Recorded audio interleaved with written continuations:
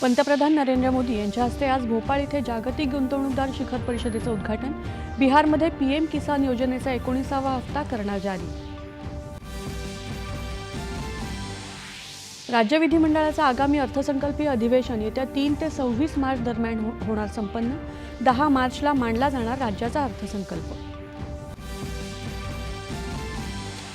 नवी दिल्लीत आयोजित 98व्या अखिल भारतीय मराठी साहित्य संमेलनाचा काल दिमाखदार समारोप। विविध 12 ठराव पारित।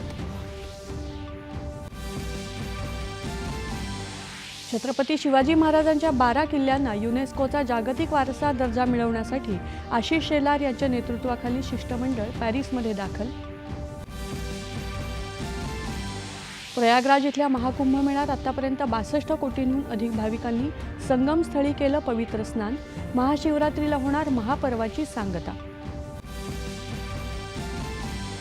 जर्मनीमध्ये झालेल्या संसदीय निवडणुकीत कन्झर्वेटिव्ह आघाडीला सर्वाधिक मतं। फ्रेडरिक मर्झ यांचा जर्मनीचे चॅन्सलर होण्याचा मार्ग मोकळा। ज्येष्ठ साहित्यिक आणि दूरदर्शनचे माजी वृत्तनिवेदक प्राध्यापक अनंत भावे यांचं पुण्यामध्ये निधन।